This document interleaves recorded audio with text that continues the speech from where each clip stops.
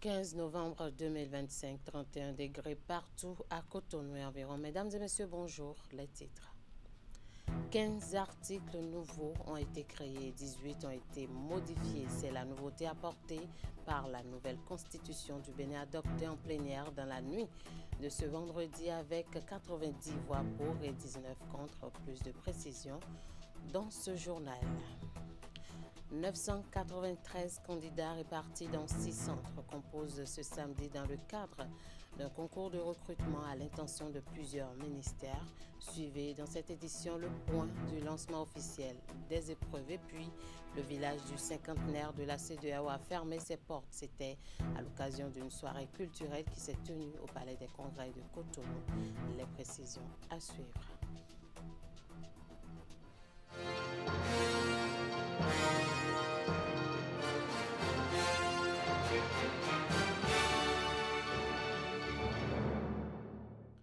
À nouveau bonjour. Les députés de la 9e législature de l'Assemblée nationale du Bénin se sont retrouvés en séance plénière ce vendredi 14 novembre 2025 au Palais des gouverneurs de Porto Novo à l'invitation du président Louis Béounou-Vlavonou.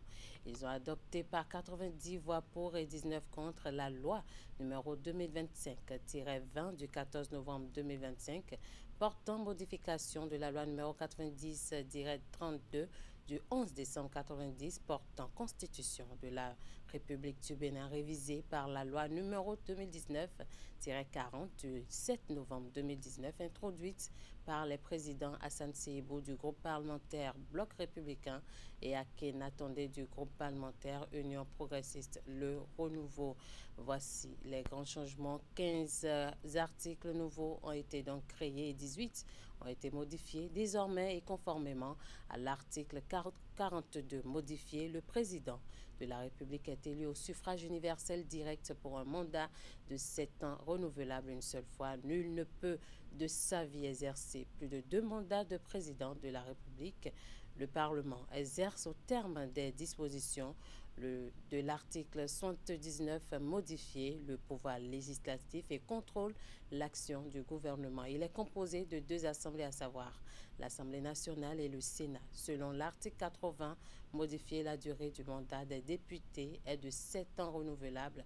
Tout député qui, par démission, cesse d'être membre de son parti l'ayant présenté à l'élection législative perd son mandat. Mieux, l'alinéa 2 de l'article 86 modifié dispose que les lois et les résolutions votées par l'Assemblée nationale sont simultanément transmises au président de la République et au président du Sénat. Ce Sénat, dont les membres sont appelés des sénateurs, régule au terme des dispositions de l'article 113.1 la vie politique pour la sauvegarde et le renforcement des acquis de l'unité nationale, du développement de la nation, de la défense du territoire, de la sécurité publique, de la démocratie et de la paix. A signaler que la même loi porte le mandat des maires et des conseils communaux à 7 ans renouvelables.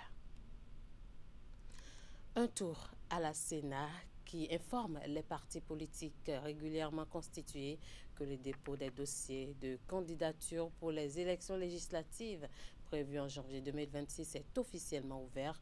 Ce vendredi 14 novembre 2025, Saka Alafia, président de la Sénat, a procédé devant la presse nationale au lancement solennel de cette phase décisive du processus électoral conformément aux dispositions du code électoral en vigueur. Les dossiers de candidature sont attendus du samedi 15 novembre 2025 à 8 h au mercredi 19 novembre 2025 à minuit, délai de rigueur. Chaque parti politique est donc tenu de soumettre 109 dossiers de candidats de titulaires et 109 dossiers de candidature de suppléants, soit un total de 218 dossiers dans le respect strict des prescriptions légales et réglementaires. Le président de la Sénat a rappelé les difficultés rencontrées lors du dépôt des candidatures pour les élections communales, lesquelles ont contraint l'institution à observer un décalage d'une semaine dans le traitement des dossiers.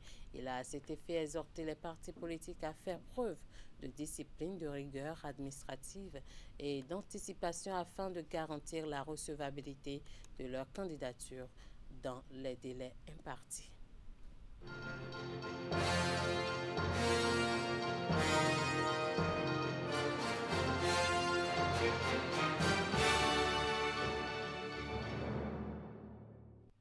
Lancement ce samedi 15 novembre 2025 du concours de recrutement de 117 agents contractuels de droit public de l'État au profit des ministères du Travail et de la fonction publique, du ministère des Affaires sociales et de la microfinance et de celui en charge de l'enseignement supérieur et de la recherche scientifique. 993 candidats répartis dans 6 centres de composition prennent part à ce concours qui se déroule sur toute l'étendue du territoire national. Le lancement officiel de ce concours est fait par les 3 autorités de ces 3 ministères au CEG Sainte-Rita de Cotonou. Ingrid Day et Jocelyn Bariga y étaient également. Voici leur compte rendu.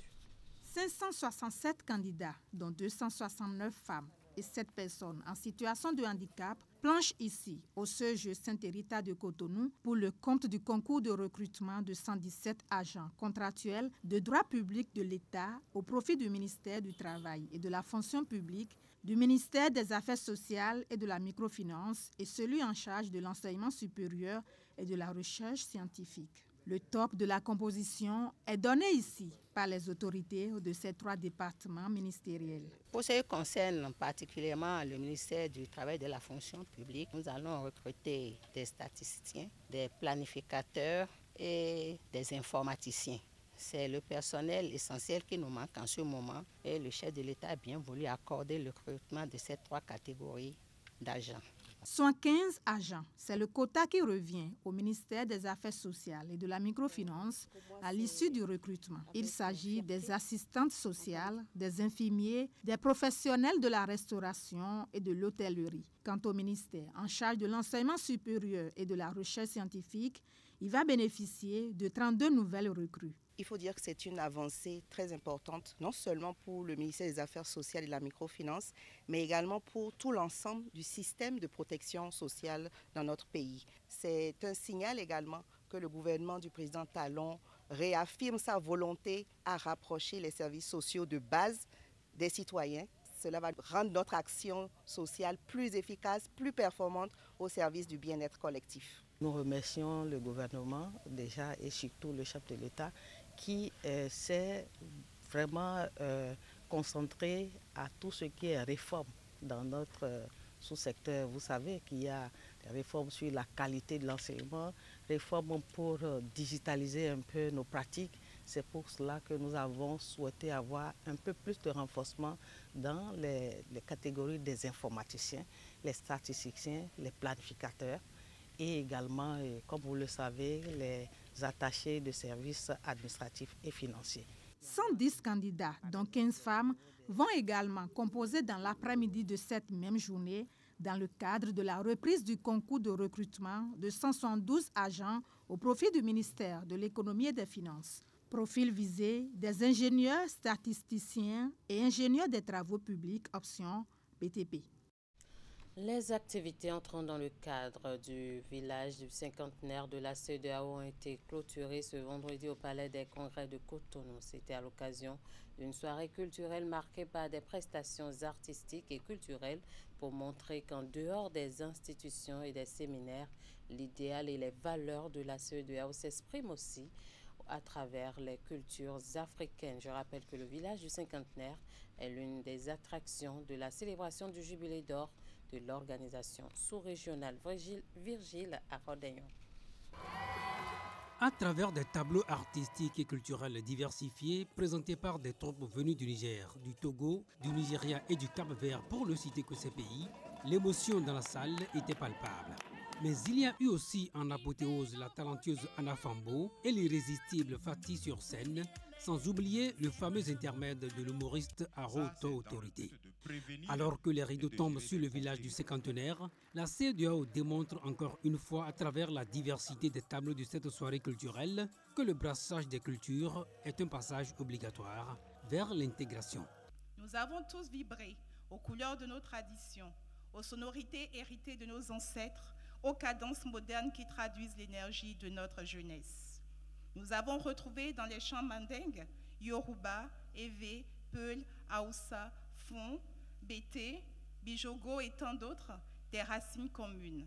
Nous avons écouté dans chacune de ces voix l'écho de nos histoires entremêlées, la mémoire de nos royaumes, de nos peuples, de nos résistances et de nos espérances. Les dirigeants de l'organisation sous-régionale ont compris et ne manquent aucune occasion de le prouver que la culture n'est pas un simple accompagnement de la politique et de l'économie, mais le socle sur lequel se construisent la paix, la stabilité et l'intégration.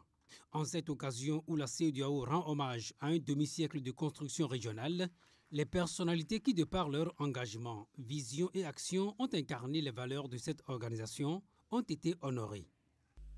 Les honneurs que nous décernons aujourd'hui sont le sceau d'une profonde affection et d'un respect infini. Ils ne sont qu'un geste, ils sont l'empreinte indélébile de leur action dans notre histoire commune. Ces distinctions magnifient leur contribution inestimable. Il ne s'agit pas seulement de construire l'intégration africaine dans les faits, ils l'ont aussi insufflée dans nos cœurs et gravée dans notre conscience collective. Une distinction spéciale a été décernée à Amadou Diong pour le leadership d'impact dont il a fait montre durant son séjour au Bénin. Le village du cinquantenaire de la CEDEAO se referme donc et les initiateurs nourrissent le vœu d'une organisation sous-régionale encore plus forte de sa jeunesse et de ses initiatives d'unité au cours des 50 prochaines années. Un tour dans la ville Carrefour, la session extraordinaire du Conseil national de l'Association nationale des communes du Bénin a regroupé à Boycon les membres du bureau de l'actuelle mandature, des cadres de la fêtière et les maires des différentes communes du pays. Plusieurs points étaient inscrits à l'ordre du jour des échanges qui ont abouti à plusieurs motions. Hélène Moussou. Dernière de la mandature, la rencontre est de type extraordinaire. Elle répond tout de même aux exigences des tests qui régissent le fonctionnement de l'Association nationale des communes du Bénin ANCB. Ces retrouvailles ont permis aux membres du bureau cadre à divers niveaux de la Fertière, de même que les maires des différentes communes du pays présents, d'apprécier le chemin parcouru, mais aussi de se projeter vers les échéances à venir. Je tiens à féliciter et à remercier chacun de vous. Votre engagement constant, votre sens de devoir et votre attachement à la cause du développement local ont permis à l'ANCB d'être tout au long de ces 5 années une voix forte, utile et crédible au service des collectivités territoriales, aussi bien au plan national qu'au-delà de nos frontières. Grâce à nos efforts conjugués, l'association a su manifester à plusieurs reprises sa solidarité à nos communautés. À travers des campagnes de distribution de vivres, de moustiquaires imprégnés, de kits scolaires et d'équipements médicaux, à travers les projets de construction de salles de classe, de forage, de centres de santé, et à travers les nombreuses sessions de renforcement des capacités et de sensibilisation au profit des élus et des cadres communaux. Ces réalisations, modestes parfois, mais profondément humaines, témoignent de notre engagement collectif pour le bien-être des populations et pour un développement local durable. Tenue en cette veille des élections générales de 2026, cette session extraordinaire du Conseil national de l'ANCB a aussi été l'occasion de rappeler à chacun des membres de l'assistance le rôle qui lui incombe dans le processus électoral en cours. Je voudrais vous rappeler que nous avons une obligation républicaine et morale, celle de veiller à la préservation de la cohésion sociale, d'œuvrer pour la paix et de promouvoir un climat serein tout au long du processus, car notre plus grande victoire, au-delà des urnes, restera toujours celle de l'unité et du vivre ensemble dans nos communes. Pour conclure, le président de l'ANCB, également maire de Cotonou, a exprimé sa gratitude et celle de ses collègues des autres communes au chef de l'État pour sa vision de développement. Luc Atrokpo n'a pas oublié les différents partenaires techniques et financiers dont les appuis et la collaboration ont été des leviers essentiels à la réussite des actions puis le rayonnement de l'ANCB. Cette dernière rencontre de la mandature en cours s'est soldée par une adresse au chef de l'État. Les maires, dans leur ensemble, ont exprimé leur reconnaissance à l'endroit du président Talon pour sa vision et les diverses actions de développement. Suivez ici un extrait de la motion lue par le premier vice-président de l'ANCB, Tamon Bios Sarako. Il est au micro, Canal 3 de Hélène Moussou. Considérant les nombreuses initiatives prises par le président de la République, son Excellence M. Patrice Talon, dans le sens du renforcement de la décentralisation et du développement local, conscient de la priorité accordée par le chef de l'État au développement des territoires, ce qui se traduit par des investissements massifs dans toutes nos communes, notamment dans le domaine des infrastructures routières et socio-éducatives, appréciant hautement les efforts politiques, administratifs et juridiques consentis par le président de la République pour stabiliser les conseils communaux et permettre aux acteurs locaux de travailler véritablement pour le développement de nos territoires, prenant en compte le sentiment de satisfaction de nos concitoyens dont nous sommes ici les porte-voix. Nous, maires provenant des 12 départements de notre pays et représentant l'ensemble des communes du Bénin, exprimons notre profonde gratitude au chef de l'État, le président Patrice Talon, et à tout son gouvernement. Maintenons notre détermination à poursuivre la communication auprès de nos concitoyens sur les grandes réussites et les bons qualitatifs effectués par notre pays grâce à l'action du gouvernement et de son chef. Exprimons enfin notre vif soutien au président de la République pour l'option de continuité de la dynamique de développement à la tête de notre pays. On parle à présent du Haut Commissariat à la prévention de la corruption qui est vent debout contre les manœuvres frauduleuses en période électorale. L'institution a procédé ce lundi au siège du 4e arrondissement de Cotonou au lancement officiel d'une campagne nationale de sensibilisation dans le cadre des élections générales de 2026. Objectif, promouvoir les bonnes pratiques en temps de vote et garantir des élections transparentes et paisibles. Hugues Vingbe, Rachidi Soubero. Vendre ton vote, c'est vendre ton avenir. C'est l'intitulé de cette campagne de sensibilisation. Face à un auditoire composé d'acteurs de la société civile, d'élus locaux et de professionnels des médias, l'équipe du Haut Commissariat à la prévention de la corruption évoque les pratiques à adopter et celles à bannir par les citoyens dans le cadre des prochaines joutes électorales. Il s'agit d'une campagne qui verra les équipes déployées par le Haut Commissariat parcourir les 12 départements du pays et toutes les 117 communes pour apporter le message d'appel à l'intégrité à l'endroit de nos citoyennes, de nos concitoyens, pour faire en sorte qu'ils puissent adopter des comportements éthiques à l'occasion des élections générales de 2026, pour faire en sorte de nos points être un vecteur de la corruption dans le cadre de ces élections. Quand tu veux voter quelqu'un, il faut savoir que la personne, voilà, si je lui vote, ça va me faire du bien et il va travailler beaucoup pour le développement. Mais si vous avez voté à cause de l'argent et la personne vous a donné de l'argent, ça veut dire que vous avez déjà acheté. Le reste, s'il ne fait rien, vous allez dire qu'il n'a rien fait. Cible de premier plan de cette initiative, les responsables d'ONG et les autorités locales ont un rôle stratégique à jouer pour son aboutissement.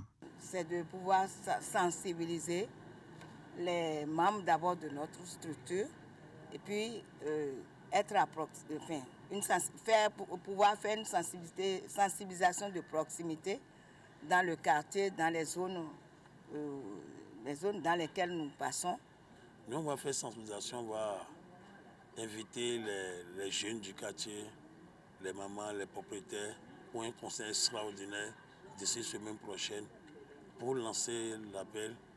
Et je suis sûr, quand on va inviter plus de 100 personnes, ça va donner quelque chose.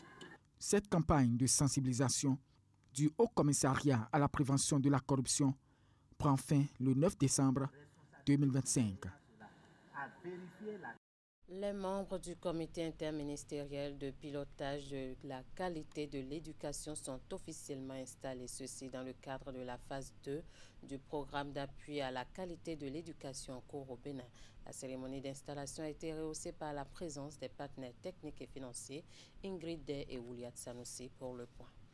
Ils sont une vingtaine de membres assiégés au sein du comité interministériel de pilotage de la qualité de l'éducation, représentant des ministères en charge de l'éducation au Bénin et partenaires techniques et financiers. Ils sont chargés de définir les orientations, le suivi, évaluation et le contrôle de toute intervention visant à améliorer les actions entreprises dans le cadre de la phase 2 du programme d'appui à la qualité de l'éducation en cours au Bénin. L'installation du CIPQE marque le début d'une gouvernance partagée de la qualité éducative où chaque acteur est appelé à contribuer à la concrétisation de notre ambition commune, celle d'une école béninoise performante, inclusive et porteur d'espoir et d'un avenir radieux. Cette deuxième phase du projet cible le Zou, les collines et les 4 départements du Nord Bénin. Il est financé par la coopération suisse au Bénin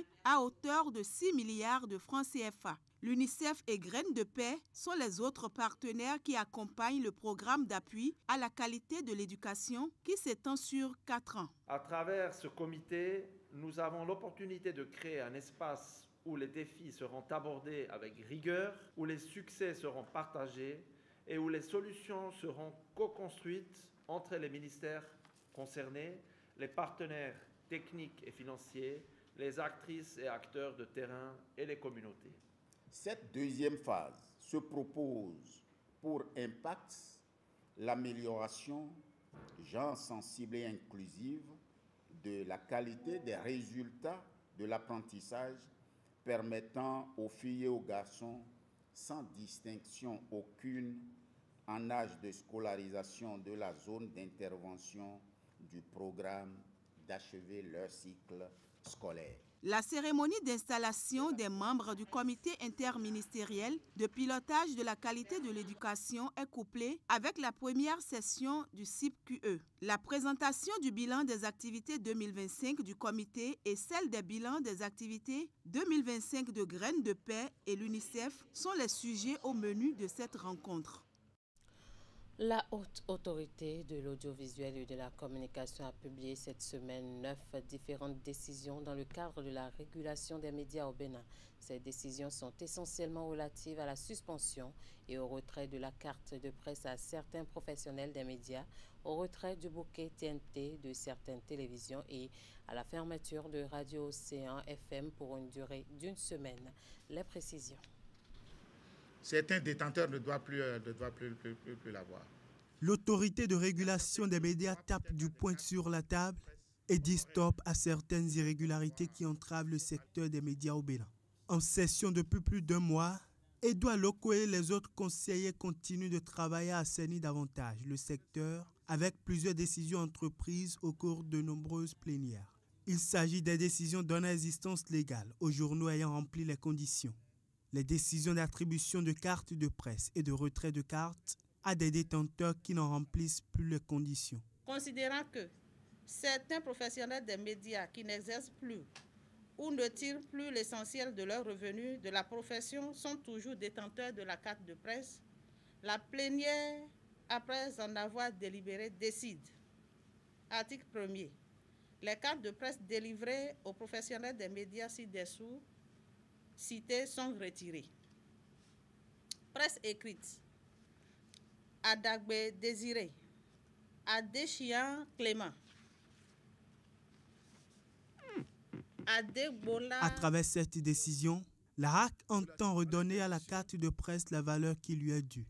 De même, l'organe de régulation procède à la réorganisation de la TNT à travers la décision du retrait du bouquet des télévisions Imolé TV, Canal 2 Star et Toundé Agri TV pour inexistence de programme. C'est des centaines de millions peut-être qui ont été dépensés par télévision pour aller chercher le signal, qui coûte cher et qui continue d'être entretenu. Et vous allez voir que sur la TNT, vous avez des noms, vous n'avez pas de programme dessus, ou bien c'est de la musique 24 heures sur 24 heures, ou bien ça n'a pas de programme. Et pourtant, l'État a beaucoup investi. C'est une nécessité, là aussi, de faire le ménage. Pour non-respect des décisions essentielles des conventions les liant à la RAC, les radios Koufou FM, Haïfa FM, Urban FM et Nostalgie Milfon FM se voient retirer leurs différentes fréquences. avec une mesure conservatoire en vertu de l'article 58 de la loi organique sur l'ARAC.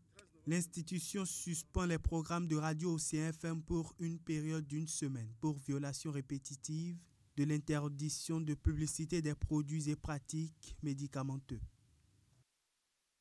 Festival national du sport féminin édition 2025. Le top est donné ce jeudi 13 novembre au stade municipal de Parakou, ceci à la faveur d'une cérémonie qui a réuni autorités politico-administratives, acteurs du sport ainsi que les têtes couronnées et leaders religieux. Du 12 donc au 16 novembre, les athlètes venus des 12 départements du Bénin vont s'affronter dans 3 disciplines sportives, à savoir le buntu, la lutte africaine et la gymnastique.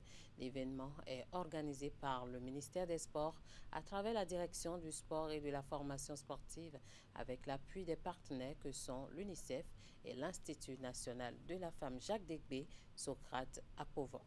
C'est à travers une parade des athlètes des 12 départements du Bénin que cette 9e édition du Festival national du sport féminin fut lancée au stade municipal de Parakou. Un événement de grande envergure qui vise à valoriser la diversité des talents féminins et d'encourager une plus grande participation des jeunes filles dans toutes les disciplines sportives, mais pas que. À travers cette initiative, le ministère des Sports ne veut pas uniquement parler de sport. On veut parler de développement personnel des filles, d'estime de soi. C'est pour ça que le ministère s'est associé avec l'UNICEF et l'Institut national de la femme pour pas que non uniquement que nos filles soient des sportives, mais qu'elles soient des citoyennes pour le Bénin de demain. Chers honorables invités, durant 4 jours, vous suivrez dans les matinées et dans les après-midi les belles compétitions et prestations dans cette maison.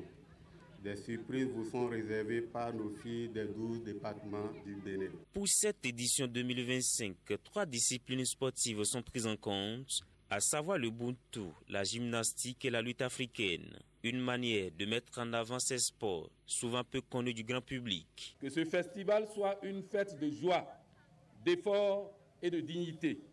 Qu'il fasse éclore les talents, qu'il ouvre des chemins et qu'il rappelle à chacun que le sport est aussi un langage d'amour et de respect. Chers athlètes, je vous félicite pour avoir pris l'engagement de vous investir dans vos disciplines sportives de manière à démontrer que les femmes sont capables de pratiquer tous les sports au même titre que l'homme. 4 jours durant, ces filles âgées de moins de 15 ans vont faire valoir leur talent pour dégager les équipes championnes dans chaque discipline. Jouez avec passion, encouragez-vous mutuellement, soutenez-vous comme des sœurs. Parce qu'au-delà des médailles, le plus grand triomphe, c'est celui de la confiance en soi. À travers ce festival, nous voulons envoyer un message fort, celui d'une génération de filles qui se lèvent, qui osent, qui prennent leur place sur tous les terrains.